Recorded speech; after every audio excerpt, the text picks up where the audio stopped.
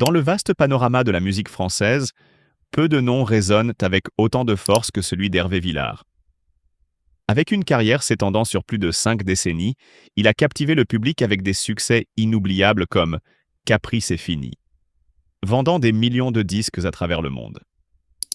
Connu pour sa voix distinctive et sa présence charismatique sur scène, Villard a laissé une empreinte indélébile sur le mouvement yéyé et au-delà.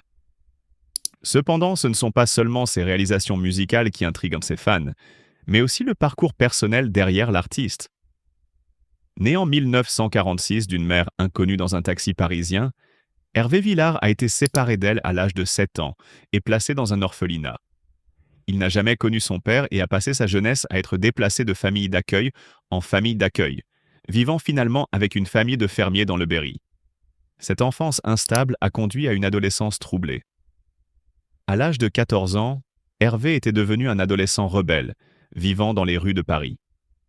Il se retrouvait dans des situations dangereuses, entouré d'autres jeunes en difficulté qui recouraient au vol et à d'autres crimes pour survivre. C'est durant cette période difficile qu'une rencontre fortuite a changé le cours de sa vie. Un jour, alors qu'il errait près de la gare Montparnasse, il a rencontré un peintre nommé Dado qui lui a offert un sandwich et l'a invité à l'ouverture d'une galerie d'art. Cet événement a introduit Hervé dans le monde de l'art et, plus important encore, à Daniel Cordier, un résistant et écrivain qui allait devenir une figure clé de sa vie. Daniel Cordier a pris Hervé sous son aile, l'aidant à se remettre sur le droit chemin. En 1962, Cordier est devenu son tuteur légal, lui offrant stabilité, éducation et l'opportunité de poursuivre une carrière musicale. Hervé a crédité Cordier de lui avoir donné la liberté et les connaissances qui ont conduit à son succès. En 1965, Hervé Villard avait atteint la célébrité avec Capri c'est fini, dédiant son travail à Cordier comme preuve qu'il pouvait réussir. Cependant, derrière ce succès se cachait un homme encore aux prises avec des pertes personnelles profondes et une histoire familiale complexe. Malgré sa notoriété, Hervé n'a jamais rencontré son père, apprenant plus tard que celui-ci avait quitté sa mère peu après sa naissance. Sa mère, Blanche, souffrait d'alcoolisme et de la maladie d'Alzheimer. Ils ont brièvement renoué avant sa mort en 1981, mais leurs retrouvailles, facilitées par des journalistes, étaient amères, apportant plus de douleur que de réconfort. Après avoir subi une crise cardiaque en 2008, Hervé s'est tourné vers l'écriture pour exprimer ses cicatrices émotionnelles. Son autobiographie L'âme seule et sa suite Le bal des papillons explorent la douleur de son enfance et les événements tragiques qui ont façonné sa vie. Lors d'une tournée de 2 ans en Amérique du Sud, Hervé Villard a rencontré son premier amour, Consuela, une jeune femme du Mexique. Dans son autobiographie Du lierre dans les arbres, Hervé a réfléchi à cet amour. Elle était une amie, une sœur, et nous avions fait un pacte d'avoir un enfant ensemble. Tragiquement, Consuela est décédée dans un accident de voiture alors qu'elle était enceinte de lui. Malgré les défis, la résilience et le talent d'Hervé Villard lui ont assuré un héritage durable dans la musique française. Son parcours, marqué par la douleur, la perte et la renaissance, continue d'inspirer et de toucher les cœurs à travers le monde.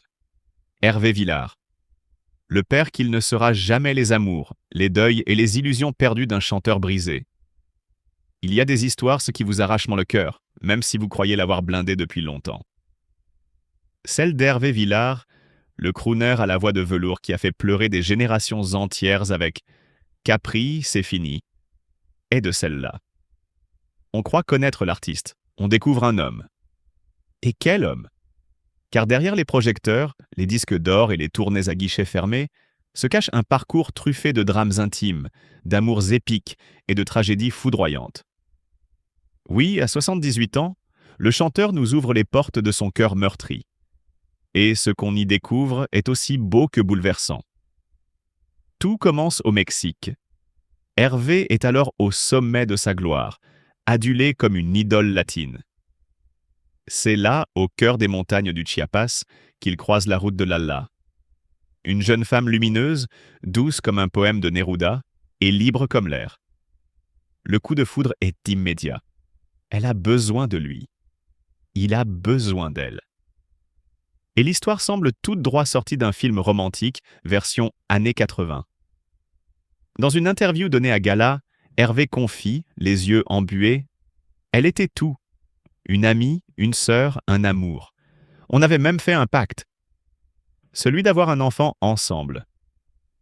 Un enfant métis qu'ils avaient déjà prénommé dans leurs rêves. Pedro ou Pierre à la française. Il serait beau, intelligent. Comme son papa Hervé, plaisantait-il en riant.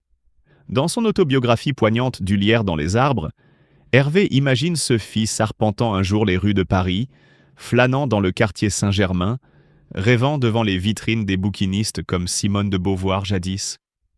Une vie tissée de poésie et d'espérance. Mais le destin, ce sale garnement, en avait décidé autrement. Avant même de voir le jour, Pedro s'est emporté dans le ventre de Lalla, fauché par un accident de voiture. Lalla ne verra jamais Paris. Et Hervé, lui, perd plus qu'un amour. Il enterre un avenir tout entier. Notre enfant est mort avant de pouvoir naître, écrit-il avec des larmes dans l'encre. Il emportait avec lui mon désir d'être père. Sans lui, j'aurais été Superman. Alors que faire à 30 ans, quand on a connu la gloire mais que le berceau reste vide? On s'accroche à d'autres rêves, à d'autres visages. Et puis, Alexandra arrive. Une rencontre de cinéma. Un vol entre Nice et Paris, des regards qui se croisent, et le cœur d'Hervé repart au galop. Alexandra, connue sous le nom de Kim Harlow, était une danseuse somptueuse du Lido. Une beauté féline, une énergie magnétique. Très vite, ils s'installent ensemble, dans un appartement parisien digne d'un roman de Modiano. Ils parlent mot mariage. Bébé la vie semble enfin vouloir lui sourire à nouveau. Alexandra accepte de devenir son épouse. Mais une fois encore, le malheur frappe, sournois. Le 29 novembre 1992, Alexandra meurt subitement d'une méningite virale.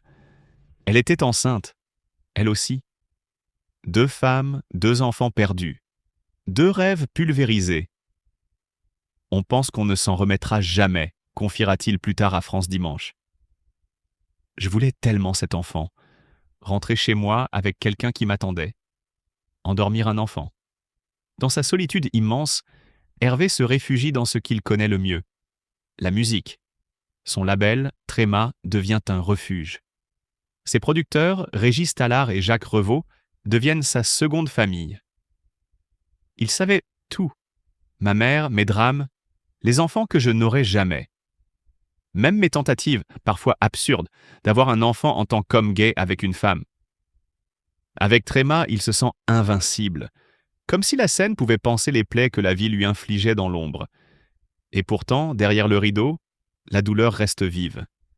Aujourd'hui, à 78 ans, Hervé Villard n'a rien perdu de sa verve ni de sa grâce. Mais il l'avoue, sans détour, dans une interview au Parisien. Ma vie personnelle ? Un désastre total. Un désastre fait de silence, de souvenirs doux amers, et de fantômes qui rôdent encore dans les couloirs de son âme. Alors qu'il s'apprête à remonter sur scène, il ne chante plus seulement pour un public. Il chante pour Pedro, pour Lalla, pour Alexandra, pour les enfants qu'il n'a pas eus, et ceux qu'il aurait pu aimer. Et dans chaque note, il y a une larme, un sourire, un rêve. Parce que malgré tout, Capri n'est peut-être pas tout à fait fini.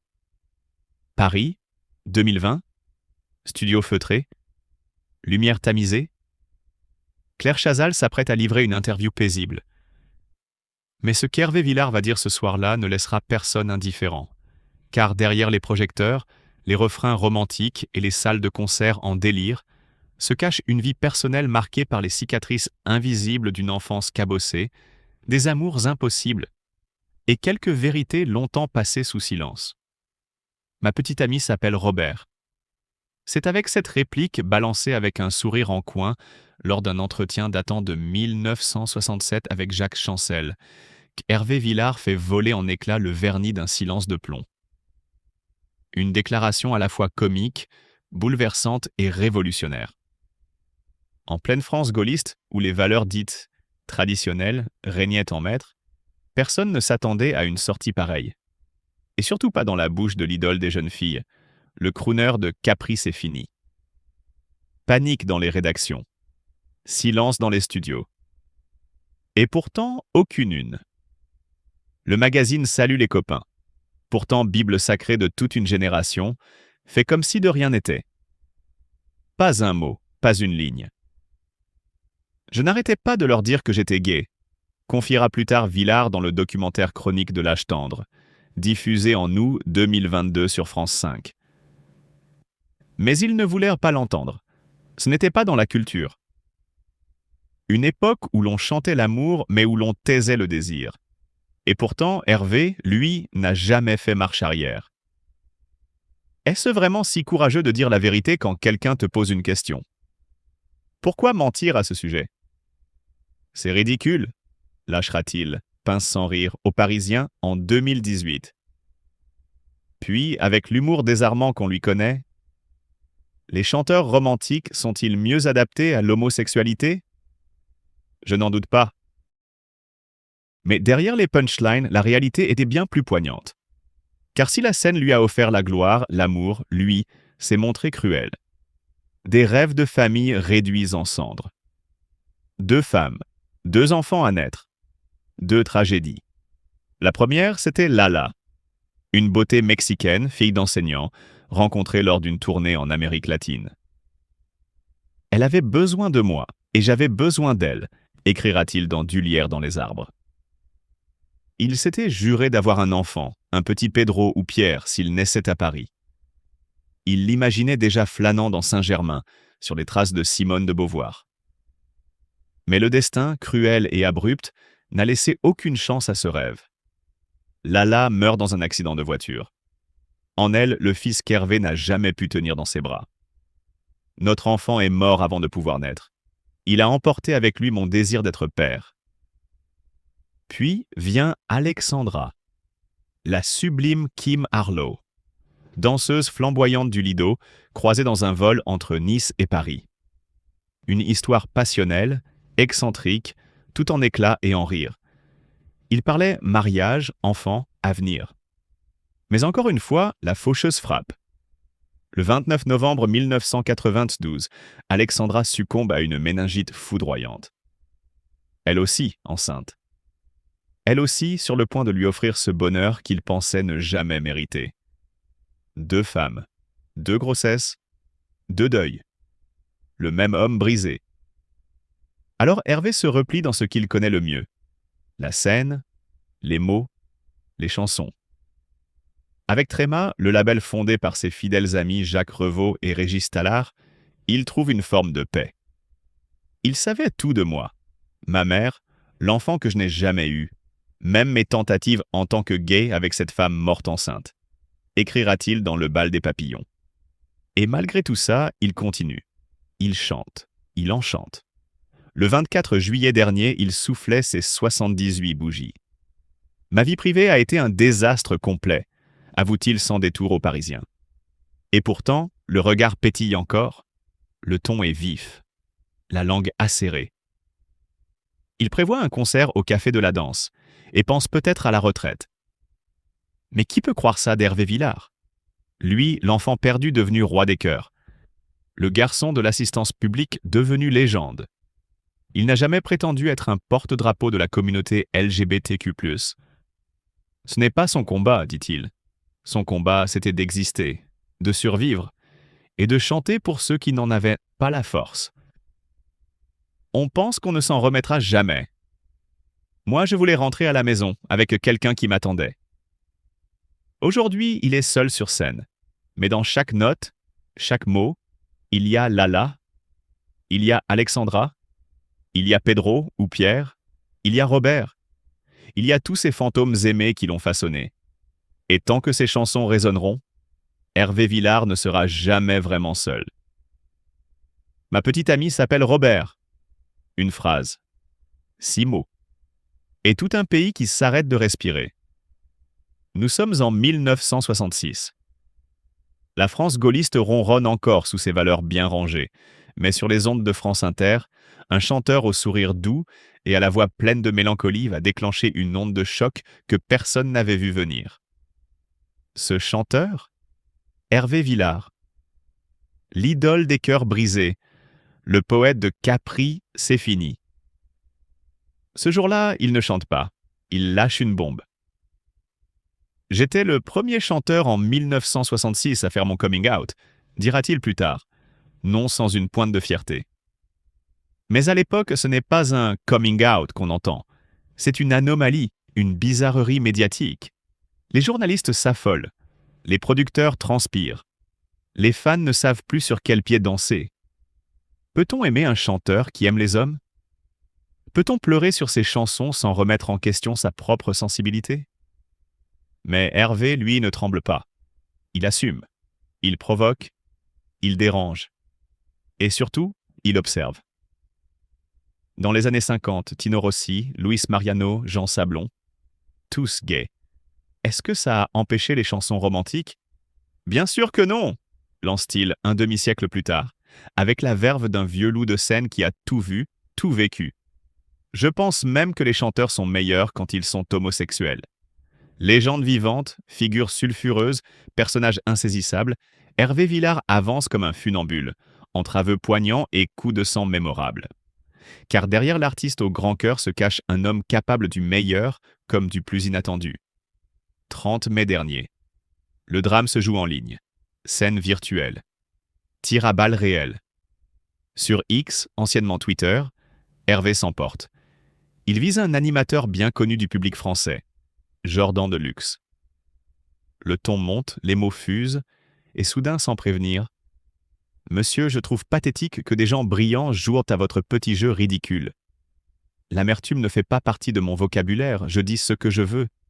Visage de rat. » Boum! Fin de citation. Le public est sous le choc. Les fans sont divisés. Et Jordan? Assommé.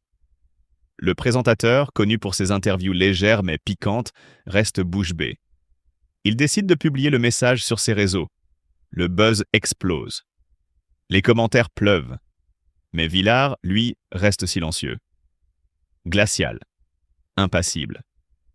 Un mois plus tard, 3 juillet. Jordan Deluxe s'explique à l'antenne.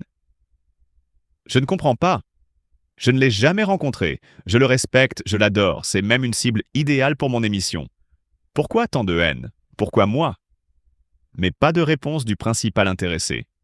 Silence radio du côté d'Hervé. Comme s'il était déjà passé à autre chose. Comme s'il vivait sur une autre planète. Et en effet, le 12 juillet, sous les projecteurs des Francopholies, c'est un tout autre homme qui apparaît. Foulard noué autour du cou, sourire espiègle, regard flamboyant, Hervé Villard monte sur scène.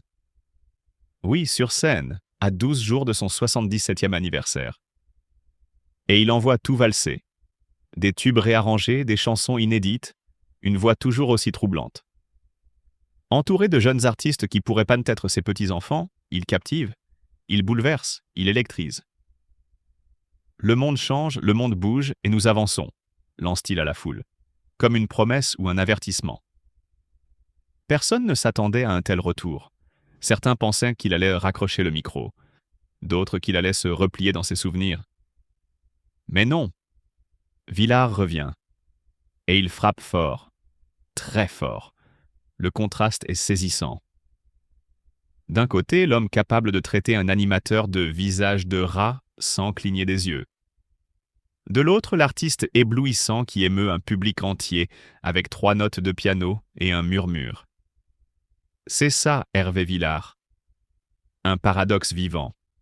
Un survivant de la chanson française qui n'en a rien à faire du politiquement correct, des tendances TikTok ou des interviews en plateau.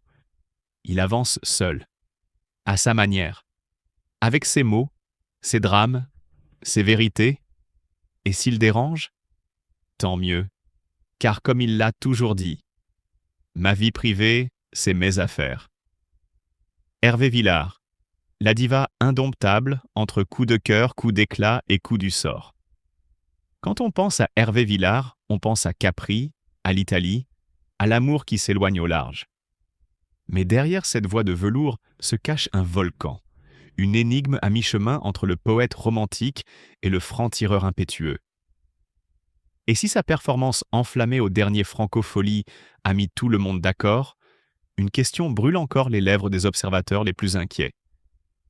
Cette dualité entre élégance artistique et explosions imprévisibles cacherait-elle une instabilité émotionnelle chronique? Ou pire, un problème de santé secret? Spoiler, non. Hervé va bien. Ou du moins, il tient debout. Droit, fier, indomptable. Mais attention, sous ce cuir de bête de scène se cache un cœur tendre. Un homme fidèle. Un homme qui se souvient. Et quand un ami tombe, Hervé répond présent. Toujours.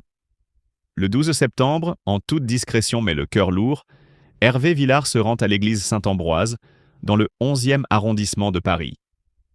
Objectif: dire adieu à José Sebeloué, l'un des fondateurs mythiques de la compagnie créole, emporté par la maladie de Parkinson à 74 ans. Une tragédie aussi soudaine que silencieuse. Même les fans les plus fidèles du groupe ignoraient ce combat de l'ombre. Et dans cette messe émouvante, au milieu des anonymes, il était là. Oui, Hervé. L'homme que certains accusent de colères incontrôlables, de sorties médiatiques fracassantes, mais qui se tient toujours aux côtés de ceux qui comptent. À ses côtés, les visages familiers de la scène française. Clémence Bringtown, inconsolable. Jean-Claude Naimro du groupe Cassave, Christian Obidol de Zouk Machine, Sophie Darel, Fabienne Thibault, Alain Turban. Tous unis par le deuil, tous liés par cette fameuse tournée Âge tendre, qui avait vu s'épanouir une belle camaraderie entre vétérans de la chanson. Car quoi qu'on pense d'Hervé Villard, une chose est sûre, il ne fuit jamais les larmes. Il les affronte, il les chante même parfois. Mais l'homme que vous voyez aujourd'hui, le survivant rayonnant de la scène, n'est pas né de la dernière pluie. Il revient de loin, très loin. Flashback. 2008, une année noire. Alors âgé de 62 ans, Hervé s'apprête à se produire à Genlis, puis à Brest. 2 concerts, 2 dates, 2 promesses aux fans. Mais le destin, capricieux comme une diva, en décide autrement. En coulisses, un malaise. Grave. Silencieux. Inattendu. Une crise cardiaque. Le couperet tombe. Le cœur, cette machine qui a fait battre des millions de fans, lâche l'artiste au pire moment. Il est transporté d'urgence. Opéré. Le silence s'abat. Les réseaux sociaux s'affolent. Le bureau de presse publie enfin un communiqué, relayé par Le Figaro. Il a subi une opération le lundi 17 novembre. Sa vie n'est plus en danger. Il a besoin de repos et de temps pour retrouver la santé. Soulagement national. Les fans, suspendus à la moindre nouvelle, reprennent leur souffle. Mais dans l'ombre, Hervé commence une autre tournée. Celle du corps. De la résilience. De la reconstruction. Et là encore, il étonne. Car là où d'autres auraient raccroché le micro, lui choisit de renaître. Il revoit toute sa vie. Son alimentation, ses habitudes. Il met fin aux excès. Il s'impose un régime strict, pas seulement alimentaire, mais de vie. Moins de bruit. Plus de silence. Plus de marche. Moins de colère, en théorie. Il le dit lui-même, un brin moqueur. Je cours moins après les jeunes, je cours plus après ma santé. Depuis cette alerte rouge, Hervé ne plaisante plus avec son cœur. Littéralement. Il chante encore. Il bouge encore. Il pique encore des crises mémorables. Mais il vit. Et surtout, il vit mieux. Chaque note qu'il chante aujourd'hui est un petit miracle. Chaque montée sur scène, une revanche. Alors oui, on pourra toujours le critiquer. Oui, certains continueront de lui reprocher ses piques venimeuses ou ses jugements à l'emporte-pièce. Mais ce qu'il faut retenir, c'est ça. L'homme ne lâche rien. Ni ses amis, ni sa vérité, ni sa scène. À 78 ans, Hervé Villard n'est ni un ange, ni un démon. Il est un survivant, un artiste entier, et peut-être tout simplement le dernier romantique. Hervé Villard. De Capri, c'est fini, à la vie continue. L'odyssée renversante d'un artiste hors norme. Imaginez un homme Un homme qui a frôlé les sommets et les abîmes. Un homme qui a connu la gloire, le rejet, la maladie, la résurrection, et qui, malgré les années, n'a jamais cessé de se battre. Cet homme, c'est Hervé Villard, alias René, alias Hervé, alias la voix d'un été éternel devenu icône de résilience. Et pourtant, derrière la légende, il y a une réalité bien plus complexe. Oui, Hervé a connu quelques turbulences de santé. Le genre d'ennui que d'autres taisent, lui, il les affronte. Front haut, regard franc et une bonne dose d'autodérision. Ces dernières interviews, un mélange savoureux de sagesse et de punchline. Il y parle de ses petits bobos comme d'un vieil ami envahissant. Mais il insiste, le moral reste solide. Et ça change tout. Car Hervé ne se contente pas de survivre. Il vit, il partage, il communique. À travers la musique, bien sûr, mais aussi via ses réseaux sociaux, où il dévoile, avec une sincérité touchante, les coulisses de son quotidien, ses traitements, ses hauts et ses bas. Mieux encore, il s'engage. Oui, ce chanteur qu'on croyait enfermé dans les années 60 est devenu un militant de la santé cardiaque, encourageant ses fans à ne jamais négliger une douleur au thorax ni une consultation médicale. Quand il ne chante pas, il sauve des cœurs. Littéralement. Mais pour comprendre l'aura d'Hervé Villard, il faut remonter le temps. Flashback. Décembre 1964. Un inconnu passe une audition chez Philips Records. Le directeur est intrigué. La voix est singulière, l'attitude presque insolente. Le contrat tombe. Une première galette de 4 titres, dont « Je veux chanter ce soir » voit le jour. Le succès? Inexistant. La maison de disques, frileuse, propose à Hervé de reprendre un tube américain. Il refuse. Catégoriquement. Il écrira ses propres textes où il ne chantera pas. Un pari risqué mais gagnant. Il prend alors un nom de scène. Hervé Villard avec un L en moins. Plus lisible, plus percutant. Ses initiales RV sonnent comme une promesse. Il conserve le D final pour ne pas être confondu avec le fils de Jean Villard. L'identité est posée. Le mythe peut commencer. Un soir, après une audition ratée au Golf Drouot, il croise dans le métro une affiche anodine. Partez en vacances à Capri. Illumination. Il court chez lui, s'assied devant son petit orgue Farfisa et compose « Capri, c'est fini » en 7 minutes. Chrono. À l'origine, il voulait appeler ça « Marie, c'est fini » en souvenir d'une rupture douloureuse avec une fille de Nice. Mais Capri sonnait mieux. Plus solaire. Plus tragique aussi. La maison de disques rechigne. Le morceau est refusé au concours de la Rose d'Or à Antibes. Mais Europe 1 commence à le diffuser. Le public accroche. Juin 1965, le disque sort. Et là, l'explosion. 400 000 exemplaires vendus. Numéro 2 des charts français. Des versions en espagnol, en turc, en portugais. Numéro 1 au Brésil, en Espagne, au Liban. Top 15 en Allemagne, en Belgique, en Autriche. Capri n'était peut-être plus, mais Hervé, lui, venait de naître. En novembre 1965, il ouvre pour Claude François en tournée. Le Palais d'Hiver de Lyon, plus grande salle d'Europe, est comble. Son premier LP s'écoule à 450 000 exemplaires. Il part en tournée au Liban, à Moscou, à Varsovie. Une photo mythique immortalisera ce moment. Hervé, au milieu de 46 stars de la variété française. La vidéo se termine ici. Merci d'avoir regardé ma vidéo, à la prochaine.